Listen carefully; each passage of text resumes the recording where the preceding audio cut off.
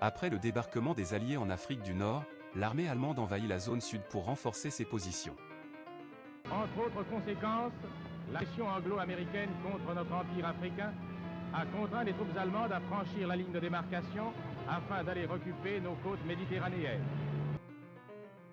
En Haute-Loire, la maison Fontagny est le quartier général de la troupe d'occupation sous le commandement du major Julius Schmaling.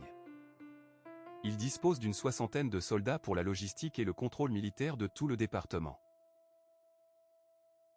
Cette occupation de la zone sud permet au colonel Joseph Camoubert d'étendre le réseau de défense anti-aérienne du nord de l'Europe à la vallée du Rhône, pour contrer les raids ennemis venant d'Afrique. De la région lyonnaise à Marseille, une dizaine de sites sont retenus dont un en limite de Devecey et du Chambon pour couvrir l'espace aérien jusqu'à Valence. L'opération s'organise sous le sceau du secret et cette nouvelle base reçoit le nom de code Tapir 346.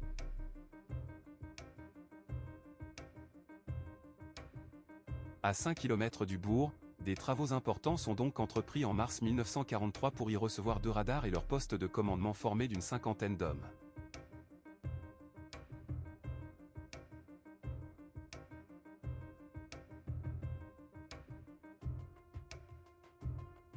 Ces 2 radars à installer étaient impressionnants. Leur socle était à leur mesure, bâti sur des plans normalisés déjà mis en œuvre au nord de la France. Et plusieurs bâtiments furent construits sur ce site avec des entreprises locales sous encadrement allemand.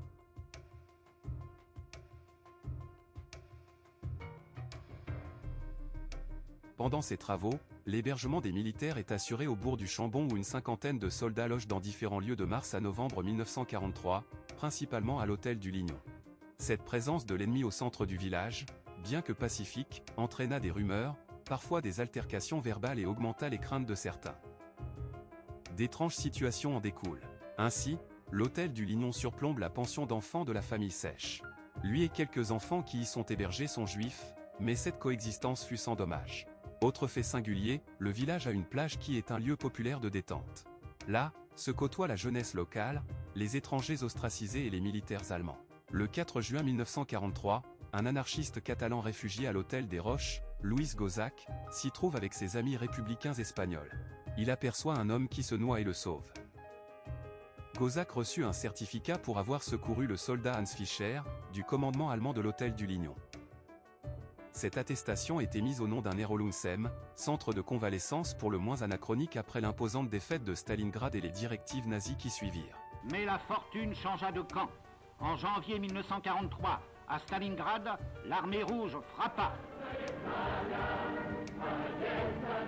Elle avait coupé la ligne allemande et les troupes soviétiques du nord et du sud, ayant opéré leur jonction, avancèrent vers l'ouest.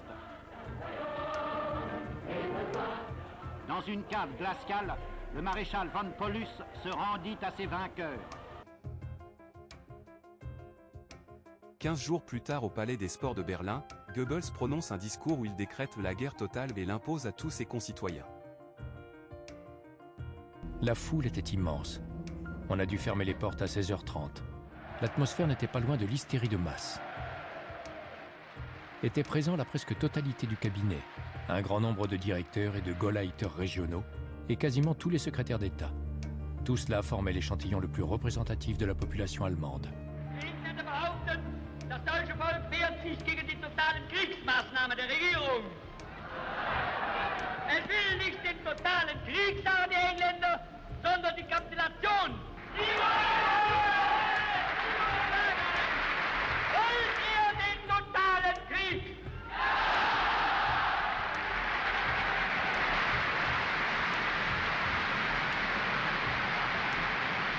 Wollen wir ihn, wenn nötig, totaler und radikaler, als wir ihn für uns heute überhaupt erst vorstellen können.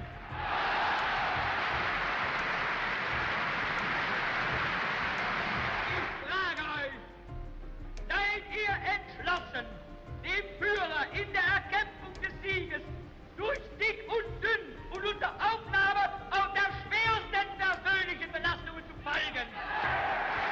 Je m'assurerai que la guerre totale ne reste pas qu'une simple théorie. Placer alors des soldats en convalescence au Chambon est bien étrange mais s'explique par le secret nécessaire à Tapir 346.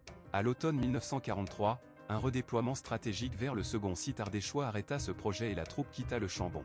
Mais les liens établis entre des villageois et les occupants restèrent dans les mémoires. À la Libération, des chambonnaises furent tondues et les entrepreneurs locaux de Tapir 346 durent rendre des comptes.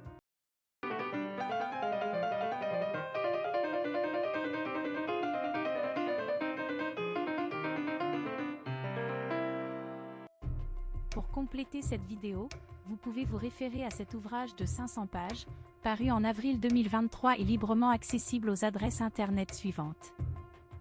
Ce livre a bénéficié du soutien de la commune du Chambon-sur-Lignon, du réseau des médiathèques du Haut-Lignon, de l'Association pour la mémoire des enfants cachés et des Justes, et des archives départementales qui hébergent la revue des cahiers de la Haute-Loire.